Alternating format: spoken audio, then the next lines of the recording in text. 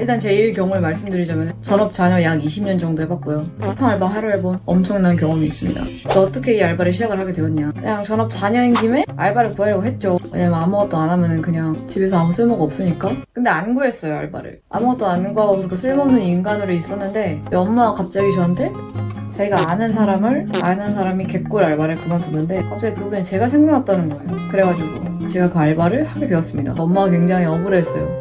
왜 이걸 내가 구해주냐. 근데 뭐 어쩌겠어요.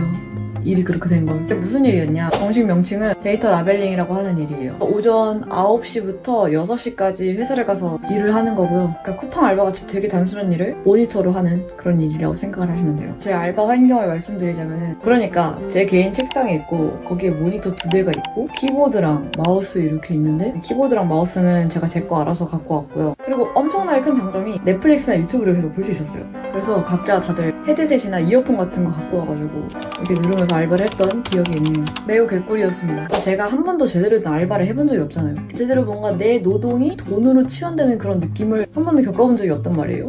그래서 좀 설렜죠. 나 뭔가 쓸모있는 인간이 된 것 같은 느낌이 들었기 때문에 제대로 하려고 했어요. 열심히 하려고 했는데 진짜 농담이 아니라 그 알바를 시작하고 2주간의 기억이 아예 없어요. 진짜 그냥 지워진 것 마냥 아무것도 기억이 나지 않아요. 제가 원래 잠을 잘 못 자는 성격이거든요. 제가 잠을 잘 못 자거든요. 그냥 집에 들어와서 기절을 했어요. 기절한다는 게 뭔지 알아요? 여기 그냥 딱 점프하고 그냥 이제 죽어버리는 거예요. 그런 삶을 이제 2주 동안 했었어요. 그래서 제가 초반에 알바 때는 뭘 했는지 말씀드리기가 좀 그래요. 일단 제대로 안 씻은 것 같아요. 저녁에 씻을 그런 생각이 안 들었고 점심을 뭘 먹었는지는 기억이 안 나는데 일단 제대로 안 챙겨 먹었던 것 같아요. 그냥 무조건 편의점에서 거의 사 먹지 않았을까? 라는 생각을 합니다. 그리고 이게 좀 가장 큰 문제인데 제가 그때 약간 갓생을 살겠답시고 운전면허 학원을 다녔거든요.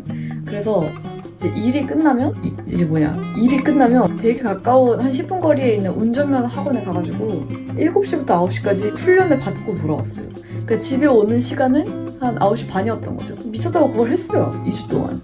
그래서 기억이 없어요. 어떻게 살았는지도 모르겠어요. 그래서 그 2주 동안은 이제 엄마가 계속 저를 봤을 거 아니에요. 이제 엄마가 거의 그냥 살아있는 좀비다 이렇게 말씀을 하시더라고요. 근데 리얼 살아있는 좀비 같긴 했었어. 이제 그렇게 2주 동안 다니다가 저는 평생 그렇게 좀비처럼 살 줄 알았거든요. 근데 제가 이 알바를 하면서 느낀 게 정말 인간은 적응의 동물이다. 인간은 어떻게든 이 상황에 적응이란 걸 하는구나. 이제 일을 하다가 익숙해지더라고요, 사람이.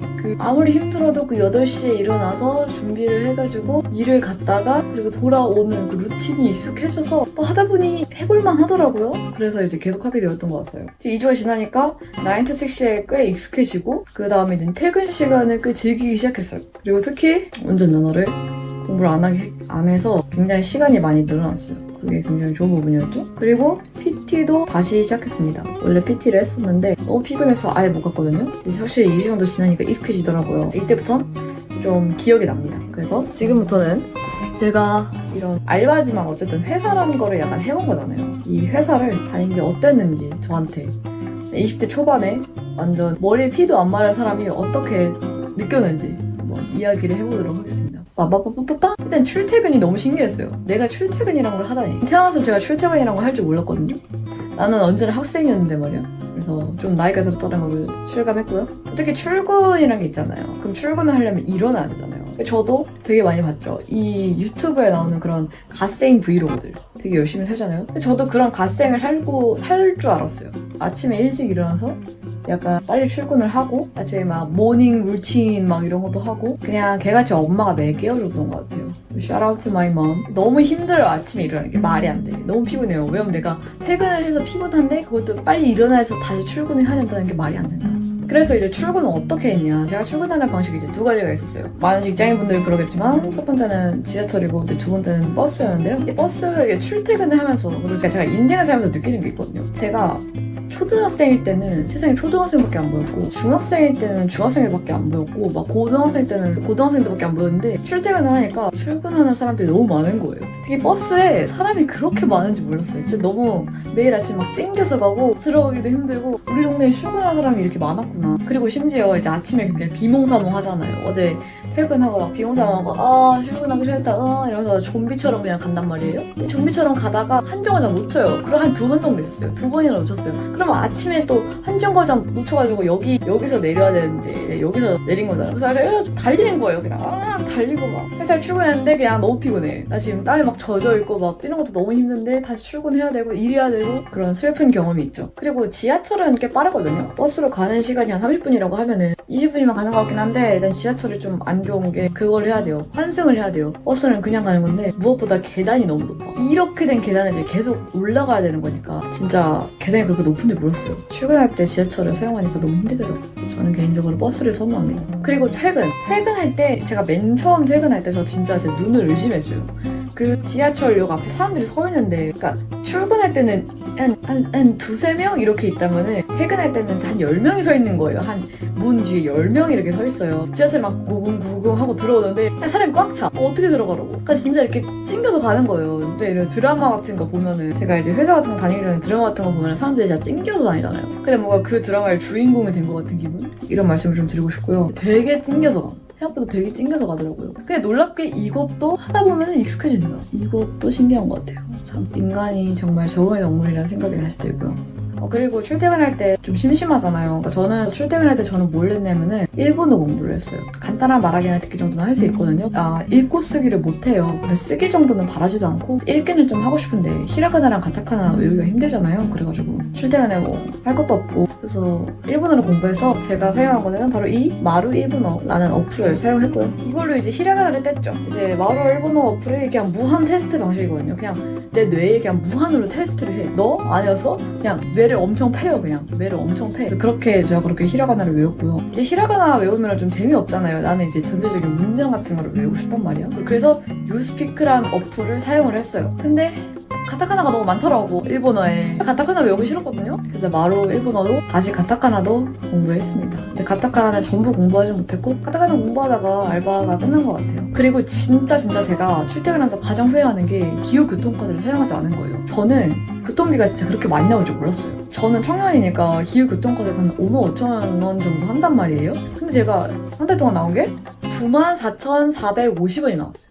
한 달 동안. 미친 거죠. 왜 이렇게 교통비는 많이 나오는 걸까요? 그래서 서울 출퇴근하시는 분들은 꼭 기후교통카드를 구입하시길 바래요. 근데 저는 진짜 회사생활 했을 때 막 후회되거나 그런 건 없는데 기후교통카드 안 한 거는 진짜 후회되는 부분인 것 같아요. 다음, 점심. 저희 회사는 되게 작거든요. 다 이제 알바하시는 분들밖에 없기 때문에 그냥 구내식당도 없고 그냥 알아서 점심 싸와가지고 먹는 그런 스타일이었어요. 다 같이 먹는 것도 아니고 그냥 각자 자리에서 도시락 까먹는 느낌이었는데 제가 점심에서 정말 아쉬웠던 게 그 전자레인지가 없더라고요. 전자레인지가 있었으면 좀 따뜻하게 먹을 수 있었을 텐데 후회하는 게 저 또 갓생 살겠다고 이제 이렇게 난리 불술 쳤잖아요. 그래가지고 도시락을 맨 처음에 제가 싼다고 했어요. 엄마가 싸주겠다고 했는데 제가 왜 그랬을까요?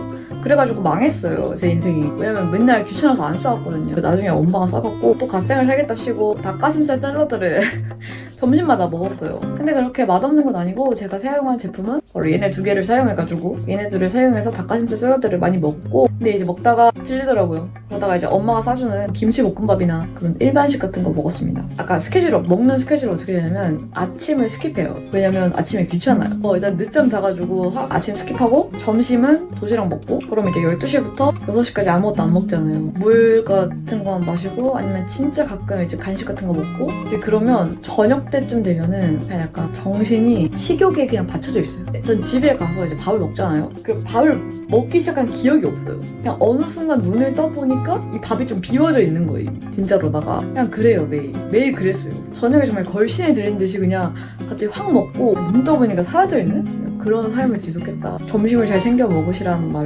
말씀을 드리고 싶네요. 저럼 저녁에 걸신 들리고 싶지 않으시다면 다음은 사람들에 대해서 얘기를 해보겠습니다. 저는 좀 운이 좀 많이 좋았어요. 저는 왼쪽에는 아무도 없었고 오른쪽에는 제 사수님 같은 분이 계셨는데 사수님이 엄청 착한 분이셨어요. 진짜로 그분이 제 어머니 또래이시고 그분이 저랑 비슷한 나이에 자식이 있었어요. 그래가지고 제가 약간 자식 같은 느낌이 있었나 봐요. 매일 저한테 뭐를 챙겨주시는 거예요. 청포도, 샤인머스켓, 포도, 토마토, 방울토마토, 참크래커, 크래커 진짜 많이 먹었어요. 그래서 제가 그때 뭐 다이어트 한다고 했잖아요. 근데 이분 때문에 거의 못한 것도 많은데 그냥 맛있어서 계속 먹었어요. 제가 거절하면 안 주셨을 텐데 진짜 착하셨고, 그게 그리고 제가 좀 죄송했던 게 저희가 이제 어떤 일을 하고 서로 검수하는 타이밍이 있었거든요. 저는 그 알바를 처음 하는 거고 제 사수님은 좀 이 일을 하셨던 분이잖아요. 제가 이분 거를 검사하고 사수님이 제 거를 검사를 하는데 제 거에 잘못된 게 너무 많은 거예요. 그래서 저는 옆자리잖아요. 그래서 볼 때마다 아니 저 쓰레기 같은 거 뭐지? 하면서 제가 계속 보여요. 제가 옛날에 했던 것들이. 그래서 사수님이 보면서 계속 그 오류를 검토하시는 게 보이는데 그게 너무 마음이 아팠죠. 왜냐면 저는 검토할 게 거의 없더라고요. 잘하시니까. 그래서 이 자리를 빌려서 죄송하다는 말씀을 좀 드리고 싶네요. 제가 지금 실력이었다면은 좀 검토할 거 없이 잘하실 텐데 그때는 아무것도 못했기 때문에 못된 거에 대해서 굉장히 죄송하다는 말씀을 드리고 싶어요. 너무 좋으신 분이었고 저희가 이제 제가 알바를 그만둘 때 그분한테 아침에 편지를 드렸어요. 그랬더니 이제 퇴근하기 전에 사수님도 이제 포스트잇에다가 저한테 간단한 편지를 쓰셔가지고 주셨는데 정말 좋은 분이었다고 생각을 합니다. 감사드려요. 저는 운이 되게 좋았던 것 같아요. 좋은 사람 저희가 만나서 좋은 시간을 보냈다. 그리고 가장 중요한 월급 얘기를 해보죠. 너무 신기했어요. 저는 그 계약서 같은 거를 써본 적이 없잖아요. 근데 막 신분증 사본이랑 막 통장 모시게이도 막 들고 가가지고 막 계약서에다가 나도 막 사인도 해보고 뭔가 사회인이 된 기분이랄까? 그리고 제 월급은 이제 들으셨겠지만 9시부터 6시까지 일을 하는 거고 최저시급으로 일을 했어요. 그런데 이제 150만 원 정도 받았거든요. 왜냐면 11월 중반부터 가가지고 11월 동안 한 개 상금을 받았는데 한 150만 원을 받았어요. 처음 월급으로. 근데 진짜 월급이 사라지더라고요. 뿅 하고 사라졌어요. 제가 친구한테 돈을 빌려가지고 45만 원 정도 빌려서 그거 갚고 한 100만 원 정도 남잖아요. 근데 100만 원이 여러분 진짜 쉽게 사라진다는 사실을 아셨나요? 전 몰랐어요. 이번에 알게 되었어요. 그냥 눈 떠보니까 없더라고요. 좀 야식 좀 몇 번 시켜 먹고 그냥 콘서트 한 번 가고 택시 좀 탔는데 없더라고요. 그때 좀 많이 이제 그걸 했죠. 많이 회개를 했어요. 나의 잘못된 소비 습관에 대해서 깨닫게 되었달까? 지금까지는 용돈을 받고 살아서 그렇게 그러니까 내가 소비하는 것에 대한 생각이 많이 없었는데 내 돈으로 벌고 나니까 참 사람의 마음이 간사한 게 내 돈으로 번 돈이 사라지는 걸 보다 보니까 약간 달라지는 것 같아요. 참 간사하죠, 사람 마음이. 두 번째 월급 받고는 좀 많이 달라졌어요. 제 돈도 이제 부모님한테 좀 맡겨보고 엑셀표도 작성을 해보고 소비 엑셀표 같은 것도 작성해보고 내가 원하는 품목들을 이렇게 딱딱딱 정리해서 전체적으로 얼마 비용이 나오는지 한번 확인도 해보고 이런 식으로 되게 올바른 소비 습관 같은 거를 자연스럽게 만들어지는 것 같아요. 확실히 돈을 벌어야 소비하는 게 아깝게 느껴진다. 이런 깨달음을 얻었습니다. 마지막으로 시간에 대해서 얘기를 해보죠. 제가 이제 평일에 일을 하고 주말에는 쉬었잖아요. 그냥 일반 직장인들처럼. 저는 주말이 그냥 슝 지나가요. 그냥 자동차 속도예요. 자동차가 더 빠른 것 같아요. 그냥 비행기 속도로 사라지더라고요. 이제 금요일에 끝나가지고 개 피곤했다 하면서 금요일 밤에 왜 불금인지 전 모르겠어요. 이제 금요일 밤에 끝나면 그냥 쉬고 싶던데요. 그냥 침대에서 잠을 해봐요. 저는 불금이 왜 있는지 모르겠고 대학생들한테만 적용되는 얘기가 아닐까라는 생각을 해봅니다. 너무 피곤해서 금요일날 좀 쉬어요. 여기 누워가지고 힘들다 하고 수요일날에 좀 민기적 거리면서 집안에서 막 돌아다니면서 컴퓨터도 약간 좀 하면서 유튜브도 좀 보면서 나만의 타임을 가져요. 그럼 또 일요일에 일어나가지고 또 이제 집안에서 좀 돌아다니다가 생각을 해보면 내일 출근이야. 그러면 끝이에요. 진짜로. 이게 맞아요? 전 아닌 것 같거든요. 주말이 사라지더라고요. 혹시 앞으로 직장을 다니실 분들 주말에 사라진다는 거를 잘 명심해 두시고요. 제가 MBTI가 ENTP랑 INTP 반반이에요. 근데 회사를 다니면 정말 확실하게 I가 되는 것 같아요. 아무것도 하기 싫어. 나가기도 싫고 그냥 집안에 박혀있고 싶어. 어디 나가고 싶지 않아. 근데 나는 이미 나갔거든. 많이 시간의 소중함 많이 느꼈고요. 그리고 퇴근 시간이 있죠. 내 시간이. 퇴근 시간에는 뭐 사실 별거 안 했어요. 운동 같은 거 좀 하거나 아니면 뭐 영상물 보거나 드라마 보거나 그렇게 살았던 것 같아요. 그렇게 살면 그냥 그렇게 살았던 것 같아요. 그죠? 이렇게 살았다. 하고 싶은 게 참 많았는데 뭔가 갓생 같은 거 살고 싶은 것도 되게 많았는데 못해요. 포기하세요. 그럼 마지막으로 장점에 대해서 얘기를 해볼게요. 언제나 단점만 있는 건 아니에요. 단점만 있는 건 아니랍니다. 장점도 존재해요. 무슨 장점이 존재하냐. 첫 번째, 계획수가 아니다. 이거 진짜 큰 장점인 것 같아요. 왜냐면 제가 집구석에 처박혀 있으면 눈치가 보이잖아요.